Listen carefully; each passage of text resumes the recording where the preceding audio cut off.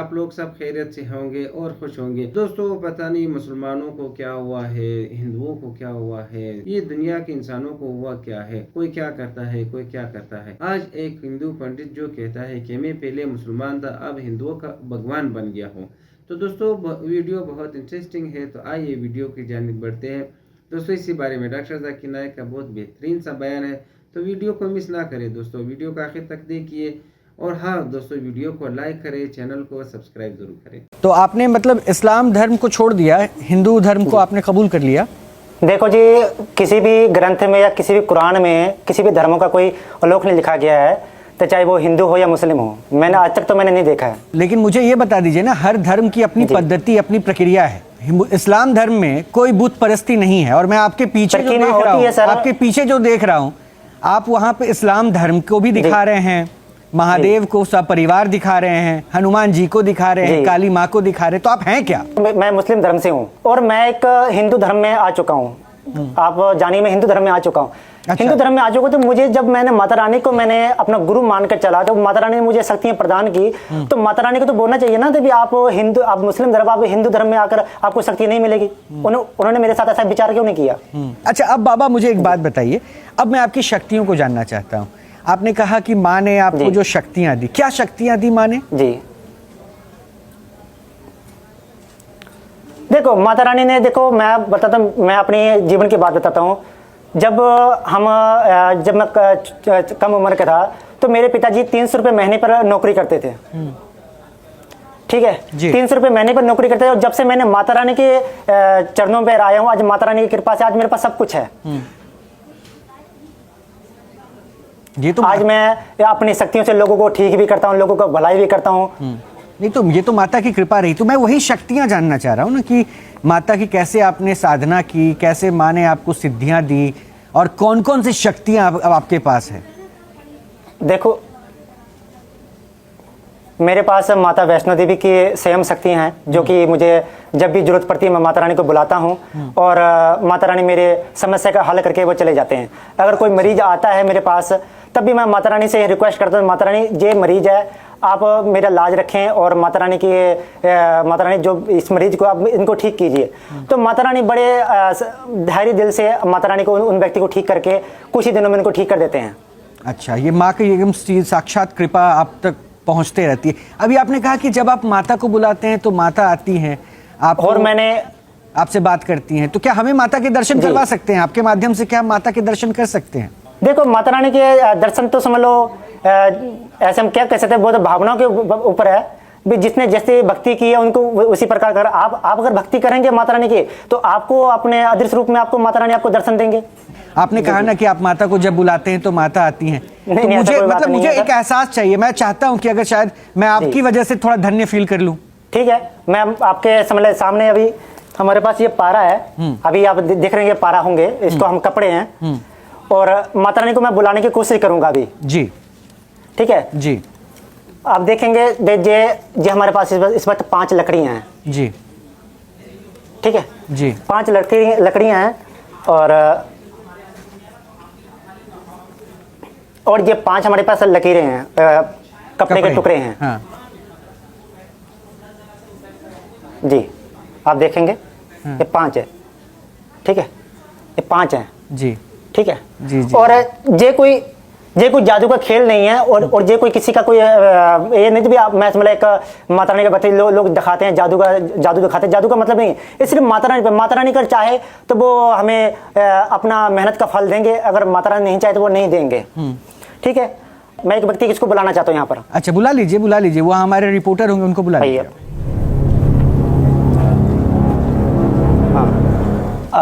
Reporter आएंगे या कौन आएंगे? ठीक है, गोपी बैठो, इसको लेपटो।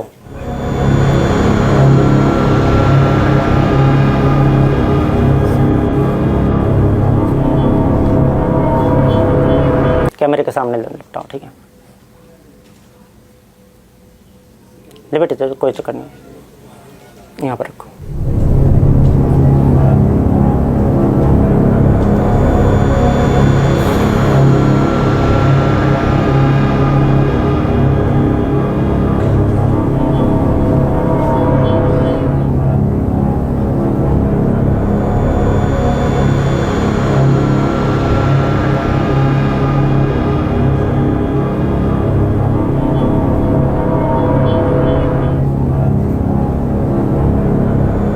तो आपने कुछ खास सिद्धियां भी हासिल की है क्या बाबा? देखो जी, मैंने मंत्र शक्तियां सभी हासिल की है। अच्छा, कितने वर्षों से आप तब करते रहे? अच्छी तरह अच्छी तरह मेरे को 12-13 साल हो गए।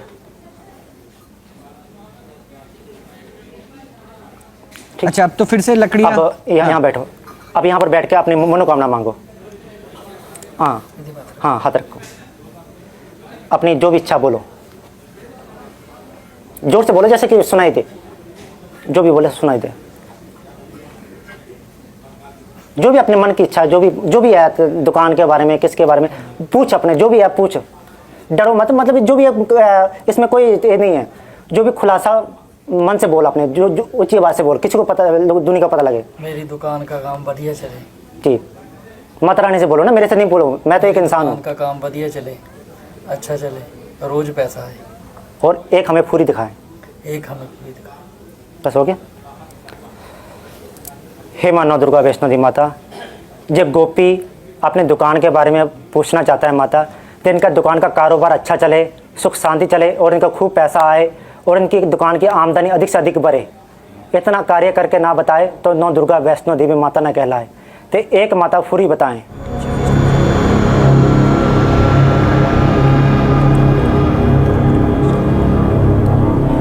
या देवी सर्वभूते शक्ति रूपे नमस्तस्ते नमस्तस्ते नमो नमः वैष्णो देवी माता मंदिर की बेटी ब्रह्मा के साले भाई नबे और रहने को रखा तमाश की तो करे बिहारी खोल कर मकधरी मकड़ के मसान को पान घाट का घड़ी चौको पान शमशान घाट को पान घार पान आंगन मान कुमना दुर्गा माता ने कहलाए। मेरी भक्ति गुरु क्षति आदेश गुरु मेरा इंद्र की बेटी ब्रह्मा के साली भाई नबे और रहने को रखा तमाश की तो करे बिहारी खोल कर मसान को पान घाट का घड़ी चौको पान शमशान घाट को पान घार पान आंगन मार कर माता वैष्णो देवी तुम हाजिर होकर ना बता दुर्गा माता ने कहलाए।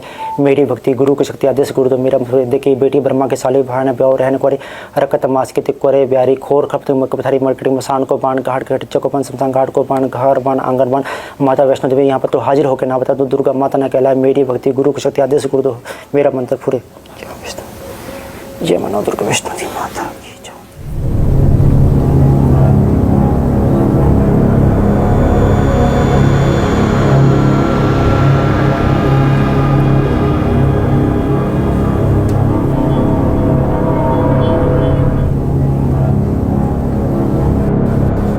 खुल गया ये जी, आ गया एक।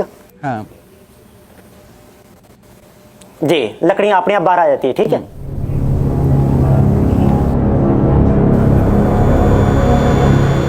ये नहीं आया। ठीक है,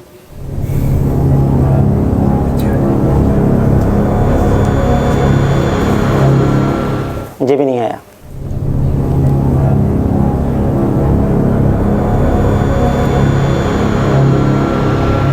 ये भी नहीं आया। ये आ जाती है, दे इनकी दुकान अच्छा चलेगा। अच्छा, हम जैसे लकड़ियां इसके बीच में रखेंगे, अब देखो हमने 5 रखे, सेम आए और ये लकड़ियां निकल कर बाहर आ जाएंगे। ये हमने बीच में रखा, ये लकड़ियां इस तरह आ जाएंगे, ऊपर आ जाएंगे, ये लकड़ी बाहर आ जाती है। तो इसका क्या मतलब? इस प्रकार के हम लोगों का भलाई भी करते हैं और लोगों के बारे में बताते हैं।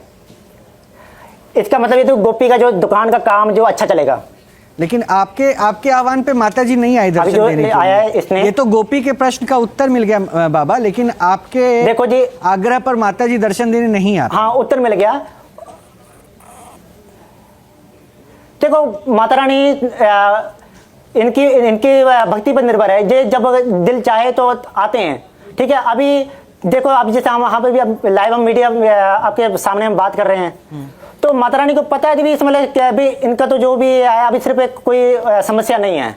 जब हम कोई आम हिंदू से पूछते हैं कि आप कितने खुदाओं में मानते हैं, कुछ हिंदू कहेंगे 3, कुछ कहेंगे 10, कुछ कहेंगे 100, कुछ कहेंगे 1000 और कुछ कहेंगे 33 करोड़ 330 मिलियन। लेकिन जब हम एक विद्वान हिंदू से पूछते हैं जो अपने हिंदू ग्रंथ का मुताला कर चुका है कि हिंदू मज़हब में एक हिंदू को कितने खुदाओं में मानना चाहिए, तो वो हिंदू विद्वान कहेगा कि हिंदू को सिर्फ एक खुदा में मानना चाहिए और सिर्फ एक खुदा की इबादत करना चाहिए। लेकिन आम हिंदू वो एक फ़लसफ़े में मानते हैं जिसे कहते हैं पैंथियज़म। पैंथियज़म के मानी सब कुछ खुदा है, और आम हिंदू ये मानता है कि सब कुछ खुदा है। पेड़ खुदा है, सूरज खुदा है, चांद खुदा है, इंसान खुदा है, सांप खुदा है। हम मुसलमान ये मानते हैं कि सब कुछ खुदा का है। पेड़ खुदा का है, चांद खुदा का है, सूरज खुदा का है, इंसान खुदा का है, सांप खुदा का है। तो जो अहम फ़र्क आम हिंदू और आम मुसलमान में है कि आम हिंदू कहता है कि सब कुछ खुदा है और आम मुसलमान कहता है सब कुछ खुदा का है। ये अहम फ़र्क सिर्फ का है। अगर इस का के फ़र्क को मिटाएंगे तो हिंदू और मुसलमान एक हो जाएंगे। और इस फ़र्क को कैसे मिटाया जा सकता है? जिस तरीके से कुरान में लिखा है, सूरह इमरान सूरह नंबर 3 आयत नंबर 64 में, तालो इला कलिमतिन सवाइम बैना बैनकुम, आओ उस बात की तरफ जो आप और हम में यकसा है। सबसे पहली बात, अल्लाह नाबदा इल्लल्लाह, कि हम सिर्फ एक खुदा की इबादत करें। अभी हम तहकीक करेंगे कि हिंदू मज़हब की किताब में खुदा का तसव्वुर क्या है। हिंदू मज़हब में एक अहम किताब है जिसका नाम है उपनिषद। जब हम पढ़ते हैं Chandogya Upanishad, chapter number 6 section number 2 verse number 1, उसमें लिखा है एकम एविदित्यम। ये एक संस्कृत श्लोक है जिसके मानी है खुदा एक है, ईश्वर एक है, दूसरा नहीं है। लिखा है श्वेताश्वतर उपनिषद में अध्याय नंबर 6 श्लोका नंबर 9 में, नाचस्य कसिज जनिता न चदीपा, उस ईश्वर की कोई वालदेन नहीं है, कोई रब नहीं है। ईश्वर के कोई वालिद नहीं है, कोई वालदा नहीं है, ईश्वर के ऊपर कोई नहीं है। लिखा है श्वेताश्वतर उपनिषद में अध्याय नंबर 4 श्लोका नंबर 19 में, न तस्य प्रतिमा अस्ति, उस ईश्वर की कोई प्रतिमा नहीं है। प्रतिमा एक संस्कृत लफ्ज़ है जिसके मानी है अक्स। उस ईश्वर की कोई प्रतिमा नहीं है, कोई अक्स नहीं है, कोई फोटोग्राफ नहीं है, कोई पेंटिंग नहीं है, कोई पोर्ट्रेट नहीं है, कोई बुत नहीं है, कोई मूर्ति नहीं है, कोई स्टैच्यू नहीं है, कोई स्कल्पचर नहीं है। लिखा है न तस्य प्रतिमा अस्ति, उस ईश्वर की कोई प्रतिमा नहीं, कोई अक्स नहीं, कोई फोटोग्राफ नहीं, कोई पेंटिंग नहीं, कोई पोर्ट्रेट नहीं, कोई मूर्ति नहीं, कोई बुत नहीं, कोई स्टैच्यू नहीं, कोई स्कल्पचर नहीं। और हिंदू मज़हब में सबसे ज़्यादा पढ़ी जाने वाली किताब है भगवत गीता। भगवत गीता में लिखा है अध्याय 7 श्लोक नंबर 20 में, all those whose intelligence has been stolen by material desires, they worship demigods। मतलब जिसकी अकल दुनियावी चीज़ों के पीछे भागती है वो लोग खुदा के अलावा दूसरे किसी चीज़ की इबादत करते हैं। जब हम तफसीर पढ़ते हैं, कई भगवत गीता की तफसीर में लिखा है कि जो लोग की बुद्धि, जो लोग की अकल पैसे के पीछे भागती है या दुनियावी चीज़ों के पीछे भागती है, वो बुत परस्ती करते हैं, खुदा के अलावा दूसरी चीज़ की इबादत करते हैं। लिखा है भगवत गीता में अध्याय 10 श्लोक नंबर 3 में, वो लोग जानते हैं कि मैं लाफानी हूँ, वो लोग जानते हैं कि मैं जन्म नहीं लिया है और मैं सारे आलमीन का मालिक हूँ। हिंदू मज़हब में सबसे ऊंची किताब है वेद। अगर वेद और दूसरी हिंदू मज़हब की किताब में टकराव होता है तो हमें मानना चाहिए वेद। वेद हिंदू मज़हब की सबसे ऊंची किताब है। जब हम वेद पढ़ते हैं, इसमें लिखा है यजुर्वेद में, अध्याय नंबर 32 श्लोक नंबर 3 में, न तस्य प्रतिमा अस्ति, उस ईश्वर की कोई प्रतिमा नहीं है। जैसे मैंने कहा, प्रतिमा एक संस्कृत लफ्ज़ है जिसके मानी है अक्स, फोटोग्राफ, पेंटिंग, पोर्ट्रेट, बुत, मूर्ति, स्कल्पचर। न तस्य प्रतिमा अस्ति, उस ईश्वर की कोई प्रतिमा नहीं, कोई अक्स नहीं, कोई फोटोग्राफ नहीं, कोई पेंटिंग नहीं, कोई पोर्ट्रेट नहीं, कोई बुत नहीं, कोई मूर्ति नहीं, कोई स्कल्पचर नहीं, कोई स्टैच्यू नहीं। लिखा है यजुर्वेद में अध्याय नंबर 40 श्लोक नंबर 8 में कि ईश्वर पाक है, उसका कोई अक्स नहीं। लिखा है यजुर्वेद में अध्याय नंबर 40 श्लोक नंबर 9 में, अंधात्म प्रविशन्ति या असंभूति उपास्ते। अंधात्म मतलब अंधकार, प्रविशन्ति मतलब दाखिल होना, असंभूति मतलब वो चीज़ें जो नेचुरल है, जो कुदरती है। तो ये श्लोक में यजुर्वेद अध्याय नंबर 40 श्लोक नंबर 9 में लिखा है, वो लोग अंधकार में दाखिल हो रहे हैं, वो लोग जो असंभूति की इबादत करते हैं, जो कुदरती चीज़ों की इबादत करते हैं, मिसाल के तौर पे हवा, पानी, आग वगैरह। और ये श्लोक में आगे लिखा है, वो लोग और घोर अंधकार में दाखिल हो रहे हैं, वो लोग जो संभूति की इबादत करते हैं। संभूति की मानी इंसान की बनाई हुई चीज़ें, मिसाल के तौर पे टेबल, चेयर, बुत, मूर्ति वगैरह। कहाँ लिखा है? यजुर्वेद अध्याय नंबर 40 मंत्र नंबर 9 में। आगे जब पढ़ते अथर्ववेद में लिखा है, किताब नंबर 20 अध्याय नंबर 58 मंत्र नंबर 3 में, देव महासी, महान है वो ईश्वर। और वेद में सबसे ऊंची मानने वाली वेद है ऋग्वेद। वेद 4 किस्म की होती है, ऋग्वेद, यजुर्वेद, सामवेद, अथर्ववेद। ये चारों में सबसे ऊंची वेद है ऋग्वेद। ऋग्वेद में लिखा है किताब नंबर 1 अध्याय नंबर 164 मंत्र नंबर 46 में, एकम सत विप्र बहुधा वेदांते, सत्य एक है, सच एक है, ईश्वर एक है।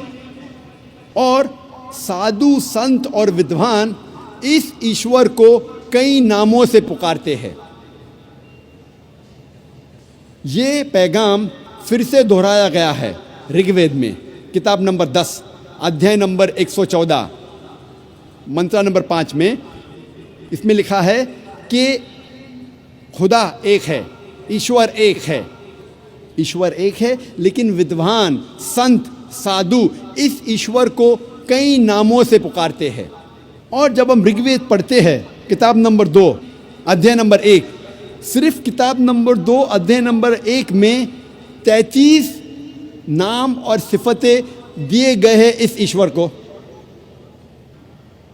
इनमें से एक है ऋग्वेद किताब नंबर 2 में अध्याय नंबर 1 में मंत्र नंबर 3 में, ब्रह्मा। ब्रह्मा कहा जाता है उस ईश्वर को जो बनाने वाला है। जब हम अंग्रेजी में तर्जुमा करते हैं तो इसे कहते हैं क्रिएटर। जब उर्दू या अरबी में तर्जुमा करते हैं इसे कहते हैं खालिक। हम मुसलमानों को कोई एतराज़ नहीं अगर कोई कहता है कि खुदा या ईश्वर खालिक है या क्रिएटर है या बनाने वाला है। लेकिन अगर कोई शख्स कहता है क्या ब्रह्मा खुदा है जो बनाने वाला है, लेकिन उसके 4 सिर है और हर सिर पर क्राउन है, हम मुसलमान इस पे एतराज़ लेते हैं, क्योंकि आप ईश्वर को अक्स दे रहे हैं। और साफ तौर पे लिखा है श्वेता उपनिषद में अध्याय नंबर 4 श्लोका नंबर 19 में, न तस्य प्रतिमा अस्ति, उस ईश्वर की कोई प्रतिमा नहीं, कोई अक्स नहीं, कोई फोटोग्राफ नहीं, कोई पेंटिंग नहीं, कोई पोर्ट्रेट नहीं, कोई मूर्ति नहीं, कोई बुत नहीं, कोई स्टैच्यू नहीं, कोई स्कल्पचर नहीं। एक और सिफत या नाम ऋग्वेद किताब नंबर 2 अध्याय नंबर 1 मंत्र नंबर 3 में दिया गया है, वो है विष्णु। विष्णु कहते हैं पालने वाले ईश्वर को। अगर अंग्रेजी में तर्जुमा करते तो हो जाता है सस्टेनर, चेरिशर। उसको अरबी या उर्दू में तर्जुमा करते हो जाता है रब। हम मुसलमानों को कोई एतराज़ नहीं अगर कोई कहता है कि खुदा या ईश्वर रब है, सस्टेनर है, चेरिशर है, पालने वाला है। लेकिन अगर कोई शख्स ये कहता है कि विष्णु पालने वाला खुदा है, पालने वाला ईश्वर है, और उस ईश्वर के 4 हाथ है जैसे इंसानों जैसे, और एक हाथ में चक्रा है और दूसरे हाथ में कौंच है, और वो पानी पे जा रहा है सांपों पे बैठकर, या हवा में उड़ रहा है एक परिंदा जिसका नाम है गरुड़ा पर, हम मुसलमान इस पर एतराज़ करते हैं क्योंकि आप खुदा को अक्स दे रहे हैं। और आप यजुर्वेद अध्याय नंबर 32 मंत्र नंबर 3 के खिलाफ जा रहे हैं जिसमें लिखा है न तस्य प्रतिमा अस्ति, उस ईश्वर की कोई प्रतिमा नहीं, कोई अक्स नहीं, कोई फोटोग्राफ नहीं, कोई पोर्ट्रेट नहीं, कोई पेंटिंग नहीं, कोई बुत नहीं, कोई मूर्ति नहीं, कोई स्कल्पचर नहीं, कोई स्टैचू नहीं। जब हम ऋग्वेद पढ़ते हैं, ऋग्वेद में लिखा है किताब नंबर 8 में अध्याय नंबर 1 मंत्र नंबर 1 में मां चिदन यदि संसद, इबादत सिर्फ वो एक ईश्वर की करो, सिर्फ उसकी प्रशंसा करो। लिखा है ऋग्वेद में किताब नंबर 6 अध्याय नंबर 45 मंत्र नंबर 16 में, या एक मुश्ती ही, प्रशंसा सिर्फ वो एक खुदा की करो, सिर्फ उसकी इबादत करो। और हिंदू मज़हब में जो ब्रह्मा सूत्रा है, जो हिंदू मज़हब का कलमा है, वो है एकम ब्रह्म द्योत्या नास्ते नैना नास्ते किंचन, भगवान एक ही है, दूसरा नहीं है, नहीं है, नहीं है, जरा भी नहीं है। There is only one God, not a second one, not at all, not at all, not in the least bit. जब हम हिंदू मज़हब की किताबों का मुताला करते हैं, हमें पता लगता है कि हिंदू मज़हब में लिखा है कि एक ही ईश्वर, एक ही खुदा की इबादत करो, जिसकी कोई प्रतिमा नहीं, जिसका कोई अक्स नहीं, जिसका कोई फोटोग्राफ नहीं, कोई पेंटिंग नहीं, कोई पोर्ट्रेट नहीं, कोई बुत नहीं, कोई मूर्ति नहीं, कोई स्टैचू नहीं, कोई स्कल्पचर नहीं। अगर आपको समझना है कि हिंदू मज़हब में खुदा या ईश्वर का सही तस्वुर क्या है, तो आपको हिंदू मज़हब की किताबों का मुताला करना चाहिए। आपने आज काफ़ी अच्छी बातें बताई। मेरा नाम मनोहर रणपी से है। मैं महाराष्ट्रियन फैमिली से ताल्लुक़ रखता हूँ और कवि हूँ। मराठी में कवि बोलते हैं, उर्दू में शायर बोलते हैं आप लोग, और मराठी में गज़लें लिखता हूँ। तो इसके लिए काफ़ी उर्दू शायरों की दीवानों का अभ्यास मुझे करना पड़ा। आपने खुदा के तस्वुर के बारे में आज लेक्चर दिया है, अलग अलग मज़हब में खुदा का तस्वुर क्या होता है। तो आपके मुस्लिम कम्युनिटी में काफ़ी शायर है जिनका रुतबा बहुत बड़ा है।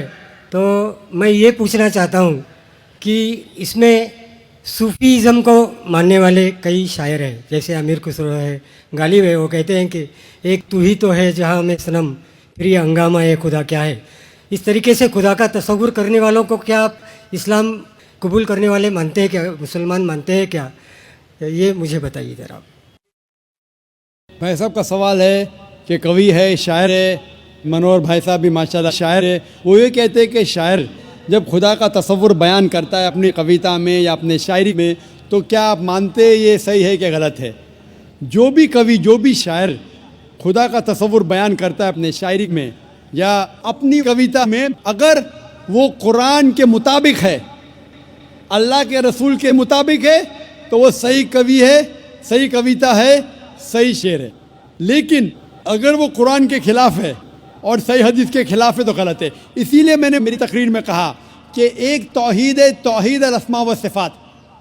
अगर वो तौहीद अस्मा व सिफ़ात, तौहीद रुबूबिया, तौहीद इबादा के खिलाफ नहीं है तो बिल्कुल सही है। लेकिन कई बार शायर बहक जाते हैं और खुदा का तसव्वुर करते करते बहक जाते हैं और शिर्क करते हैं। लेकिन अगर वो कुरान के मुताबिक है, सही हदीस के मुताबिक है तो बिल्कुल सही है। और जितने भी शायर, मैं तो शायर नहीं हूँ, ना मैं उर्दू दान हूँ न फ़ारसी जानता हूँ, लेकिन जितने भी शायर हैं, सबसे बेहतरीन शायर जिसने अल्लाह सुब्हानहू व तआला के बारे में कहा और इस्लाम का पैगाम बयान किया है, वो है अल्लामा इकबाल। इसीलिए कल एक नशिस्त थी, शिकवा जवाब शिकवा, जो अल्लामा इकबाल का था माशाअल्लाह। उसने शिकवा किया अल्लाह से, किस तरीके से इंसान शिकवा करता है। काफ़ी लोग ने फतवा लगाया कि वो काफिर है। बाद में उनने जवाब दिया, शिकवा का जवाब दिया। जवाब इतना बेहतरीन था माशाअल्लाह कि अल्लाह ने उनके कलाम में तासीर दी माशाअल्लाह।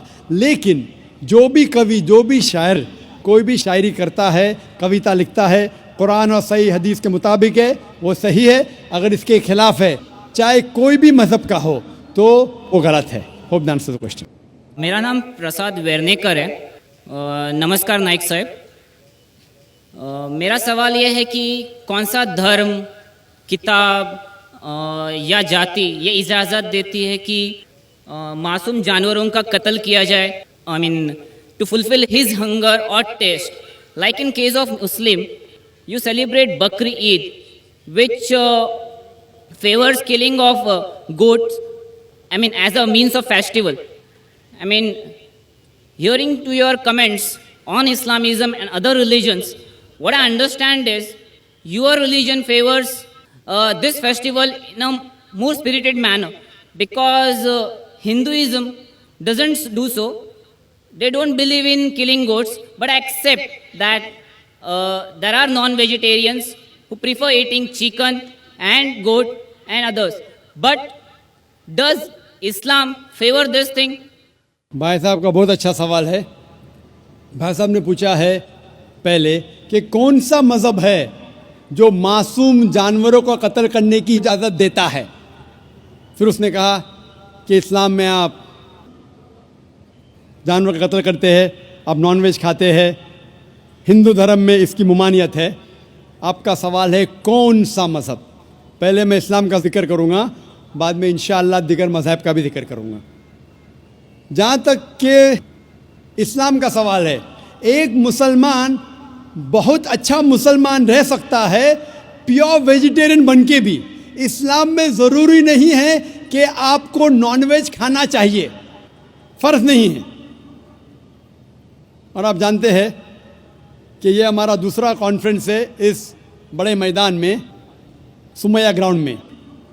लास्ट ईयर ये सुमैया ट्रस्ट है माशाल्लाह, बहुत अच्छे लोग हैं। एक हफ़्ता पहले कॉन्फ्रेंस के पहले कहा कि हम नॉनवेज में नहीं मानते, आप नॉनवेज इस मैदान पे सर्व नहीं कर सकते। हमने कहा कि हम 9 महीने पहले बुक कर चुके हैं, एक हफ़्ते पहले आप बोलते ऑलरेडी स्टॉल दे चुके, ये नामुमकिन है।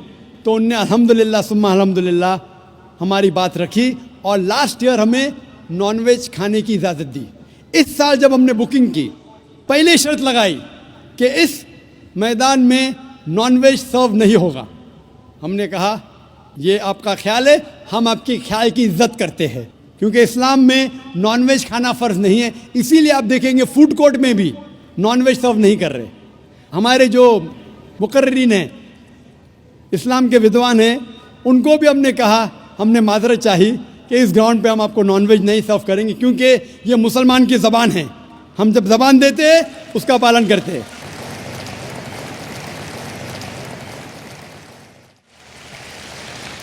आपका सवाल, जैसे मैंने कहा कि मुसलमान को नॉनवेज खाना फ़र्ज नहीं है, लेकिन क्योंकि अल्लाह सुब्हानहू व तआला ने हमें इजाज़त दी है। कुरान मजीद में लिखा है सूरह माइदा सूरा नंबर 5 आयत नंबर 1 में कि वो जानवर जो आपके लिए हलाल है 4 पाँव के, जो आपके लिए हलाल है उसको आप खा सकते हैं। लिखा है सूरह नहल में सूरा नंबर 16 आयत नंबर 5 में भी कि वो जानवर जो आपके लिए हलाल है उसका गोश्त आप खा सकते हैं। ये लिखा है सूरह मोमिनून में सूरा नंबर 23 आयत नंबर 18 में भी। कई जगह लिखा है कि आप हलाल जानवर का गोश्त खा सकते हैं। जब कुरान मजीद में हमारे खालिक, हमारा रब, हमारा अल्लाह सुब्हाना व तआला परमिशन देता है तो हम क्यों ना खाएं। आज की साइंस ये कहती है कि वेजिटेबल्स में टोटल प्रोटीन नहीं है। हमारा जो जिस्म है, इंसानी जिस्म, इसके अंदर 8 अमाइनो एसिड्स नहीं बनते। 8 अमाइनो एसिड्स बाहर के फूड, बाहर के खाने में आना ज़रूरी है। कोई भी वेजिटेबल दुनिया में नहीं है जिसमें सारे 8 अमाइनो एसिड मौजूद है। लेकिन नॉनवेज फूड में अल्हम्दुलिल्लाह सुम्मा अल्हम्दुलिल्लाह कई नॉनवेज फूड में सारे अमाइनो एसिड जो जिस्म नहीं पैदा करता है, इसे कहते हैं इसेंशियल अमाइनो एसिड मौजूद है। इसे कहते हैं टोटल प्रोटीन। आज की साइंस ये कहती है कि nonveg food is nutritious, it is full of protein. और हम जब तहकीक करते हैं तो हमें पता चलता है कि जब हम हर्बीवोरस एनिमल को देखते हैं, गाय, भेड़, बकरी, ये सिर्फ वेजिटेबल्स खाते हैं, सिर्फ घास फूस खाते हैं। जब इनकी दांत को हम देखते हैं, इनके दांत दे आर फ्लैट टीथ, इनके चपटे दांत है। ये सिर्फ भाजी खा सकते, गोश्त खा ही नहीं सकते। जब हम मांसाहारी जानवर को देखते हैं, शेर बब्बर, चीता, हम देखते इनके दांत को जब देखते इनके दांत नोकीले है, कैनाइन टीथ। ये सिर्फ गोश्त खा सकते, भाजी पाला नहीं खा सकते। लेकिन जब हम इंसान के दांत, आप अगर जाएंगे मिरर में देखेंगे, आईने में अपने दांत, मैं देखूंगा अपने दांत, तो पता लगता है कि खुदा ने हमें चपटे दांत दिए, फ्लैट टीथ, उसके साथ साथ नोकीले दांत दिए, herbivorous teeth and carnivorous teeth. अगर ईश्वर चाहता था कि सिर्फ मैं भाजी पाला खाऊं तो ये नोकीले दांत क्यों दिए? गोश्त खाने के लिए। आज की साइंस कहती है डाइजेस्टिव सिस्टम जो है, जो शाकाहारी जानवर के डाइजेस्टिव सिस्टम है, वो सिर्फ वेजिटेबल्स डाइजेस्ट कर सकते हैं, भाजी पाला, गोश्त को डाइजेस्ट नहीं कर सकते। लेकिन जो कार्निवोरस एनिमल्स है, कार्निवोरस जानवर है, लायन, टाइगर, लेपर्ड, वो सिर्फ गोश्त को डाइजेस्ट कर सकते, भाजी पाला डाइजेस्ट नहीं कर सकते। इंसान का डाइजेस्टिव सिस्टम है, इसमें स्मॉल इंटेस्टाइन है, इसमें लार्ज इंटेस्टाइन है। ये भाजी पाला भी डाइजेस्ट कर सकती है, गोश्त भी डाइजेस्ट कर सकती है। अगर खुदा चाहते थे कि सिर्फ हम भाजी पाला खाए तो नॉनवेज फ्लैश डाइजेस्ट करने का डाइजेस्टिव सिस्टम क्यों दिया? क्योंकि हम फ्लैश खा सके, गोश्त खा सके। बहुत से गैर मुसलमानों को ये गलत फहमी है कि उनके मज़हब में गोश्त खाना हराम है, और कई हिंदू समझते हैं कि उनके मज़हब में लिखा है कि गोश्त खाना हराम है। और आपने कहा कि हमारे धर्म में गोश्त खाना हराम है। भाई साहब, आपको आपके धर्म का इल्म कम है, इसीलिए मैं कहता हूँ कि हिंदुइज़्म जानने के लिए हिंदू की तरफ मत देखिए, हिंदू ग्रंथ का मुताला कीजिए। जब आप हिंदू ग्रंथ का मुताला करते हैं, लिखा है मनुस्मृति में चैप्टर नंबर 5 श्लोक नंबर 30 में, उसमें लिखा है कि ईश्वर ने कुछ जानवर बनाए खाने के लिए और कुछ जानवर को खा जाने के लिए। God has created some animals to eat and some to be eaten. अगर आप उस जानवर को खाते हैं जिन जानवर को खुदा ने बनाया है खा जाने के लिए, तो आप गुनाह नहीं कर रहे। If you are eating the animals who God has created to be eaten, you are not doing a sin. आगे जब पढ़ते लिखा है मनुस्मृति में चैप्टर नंबर 5 में, अध्याय नंबर 5 में, मंत्र नंबर 40 में, कि खुदा ने कुछ जानवर बनाए हैं कुर्बानी के लिए। अगर आप कुर्बानी में जानवर का कत्ल करते हैं तो आप गुनाह नहीं करते। आगे लिखा है मनुस्मृति में चैप्टर नंबर 5 मंत्र नंबर 41 में कि जानवर का कत्ल करना, जो जानवर खाने के लिए बनाए गए हैं, वो गुनाह नहीं है। इसी तरीके से कई जगह वेद में लिखा है कि ऋषि गोश्त खाते थे, जानवर को खाते थे। वक्त नहीं है डिटेल में बात करने का, लेकिन अगर आप महाभारत पढ़ेंगे अनुशासन पर्व चैप्टर नंबर 88, इसके अंदर युधिष्ठिर जो पांडव का एक भाई था, वो पूछता है भीष्म से कि हम यज्ञ में, पूजा में क्या खाना दे भगवान को, ईश्वर को, ताकि हमारे पुरखों को संतुष्ट मिले। तो भीष्म कहता है युधिष्ठिर से कि आप यज्ञ में अगर भाजी पाला देंगे तो हमारे बाप दादा 1 महीने के लिए खुश रहेंगे। अगर आप मच्छी देंगे 2 महीने के लिए, अगर आप खरगोश देंगे 3 महीने के लिए, अगर गोश्त देंगे तो 4 महीने के लिए, अगर आप बेकन देंगे तो 5 महीने के लिए, अगर परिंदे का गोश्त देंगे तो 6 महीने के लिए, अगर हिरन का गोश्त देंगे तो 7 महीने के लिए। पूरा मेन्यू है, माशाल्लाह बड़ा मेन्यू है। उसके आगे लिखा है अगर आप गाय देंगे तो पूरे 1 साल के लिए हमारे बाप दादा संतुष्ट रहेंगे, और अगर गेंडा राइनोसरस देंगे तो 20 साल के लिए हमारे बाप दादा खुश रहेंगे। पूरा मेन्यू है। क्या चाहते हैं बोलो? मच्छी, खरगोश, क्या चाहते हैं बोलो? ये आपके ग्रंथ में लिखा है, मेरे ग्रंथ में नहीं। हमारे ग्रंथ में सब चीज खाने की इजाजत नहीं, सिर्फ वो चीज जो हमारे लिए हलाल है। इसी तरीके से बाइबल में भी लिखा है आप गोश्त खा सकते। अक्सर धर्म की किताबों में लिखा है कि आप गोश्त खा सकते हैं। आप मेरा अगर एक डिबेट देखेंगे जिसका मौजू था is eating non vegetarian food permitted और prohibited for a human being, क्या इंसान के लिए गोश्त खाना हलाल है या हराम है? और मैंने डिबेट किया था एक जैन के साथ जिसका नाम था रश्मिबाई झवेरी। वो इंडियन वेजिटेरियन कांग्रेस का सदर था, प्रेसिडेंट था। वो दुनिया भर घूमता है बताने के लिए कि नॉनवेज हराम है, और उसने मुझे चैलेंज किया। मैंने कहा भाई आपस में बैठ के बात करेंगे। नहीं, पब्लिक में चैलेंज किया, डिबेट करेंगे। मैंने कहा अच्छा आ बेल मुझे मार। तो मैंने कहा ठीक है भाई पब्लिक में। बोला मैं लोग को लेके आऊँगा। मैं बोला लेके आओ। तो पाटकर हॉल के अंदर 1998 में तकरीबन 10 साल पहले डिबेट किया। वो देखेंगे सारी डिटेल्स है। लेकिन हिंदू मज़हब की किताब में ये लिखने के बाद कि गोश्त खा सकते, फिर भी कुछ हिंदू शाकाहारी क्यों हैं, वेजिटेरियन क्यों है? क्योंकि वो मुतासिर हो रहे थे बाकी फ़लसफ़े के साथ जिसमें कहा गया है नॉन वायलेंस। और कुछ जैन मानते कि ईटिंग नॉन वेज इज़ हराम, इज़ प्रोहिबिटेड। और हम जब पूछते क्यों जानवर का गोश्त खाना हराम है, तो वो कहते हैं कि घास और भाजी पाला के अंदर ज़िंदगी नहीं है, जानवरों में ज़िंदगी है। जब आप कोई ज़िंदगी लेते हैं, किसी का कत्ल करते हराम है। आज साइंस तरक्की करने के बाद पता चलता है कि वेजिटेबल्स में भी जान है, भाजी पाला में भी जान है। तो वो ज़रा अपनी फिलॉसफी को तब्दील करते। ठीक है, हम जानते हैं कि वेजिटेबल्स में जान है, लेकिन वेजिटेबल्स डोंट फील पेन, वो दर्द को महसूस नहीं करते। जानवर दर्द को महसूस करते, इसीलिए वेजिटेबल्स खाना गुनाह नहीं है, जानवर को खाना गुनाह है। अभी साइंस तरक्की करने के बाद हमें पता लगता है कि वेजिटेबल्स को भी दर्द होता है, लेकिन ये दर्द इंसान को सुनाई नहीं देता। वेजिटेबल्स भी अफसोस करते हैं, वेजिटेबल्स भी रोते हैं, लेकिन हमें सुनाई नहीं देता। तो अभी उनका फ़लसफ़ा बदल गया। वो कहते हैं अच्छा ठीक है, मानते हैं कि वेजिटेबल्स में जान है, वेजिटेबल्स को दर्द महसूस होता है, लेकिन वेजिटेबल के पास तकरीबन 3 सेंसेस है, जानवर के पास 5 सेंसेस है। इसीलिए जानवरों की जान लेना बड़ा गुनाह है बनिस्बत वेजिटेबल्स की।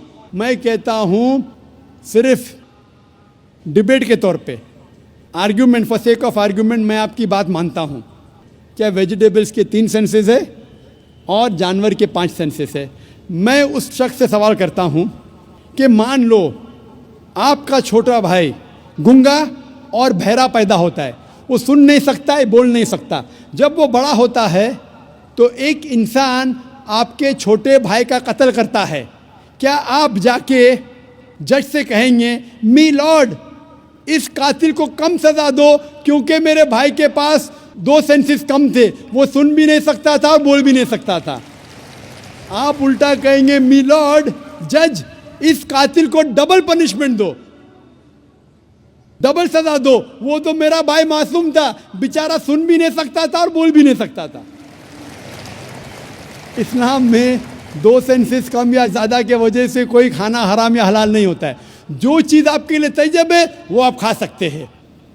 इसी तरीके से कई वजह। लेकिन अगर कोई नॉन मुस्लिम मुझसे ये कहता है कि मैं वेजिटेरियन हूँ, मुझे कोई गिला शिकवा नहीं। आपको नॉनवेज पसंद नहीं है, आप मत खाइए। लेकिन कोई नॉन मुस्लिम, कोई गैर मुसलमान, कोई हिंदू मुझसे कहता है कि आप जानवरों का कत्ल करते हैं, वो गुनाह है, तो मैं उनसे कहता हूँ इस बात को मैं तस्लीम नहीं करता हूँ। आप अगर गोश्त नहीं खाना चाहते हैं, मैं आपसे खुश हूँ।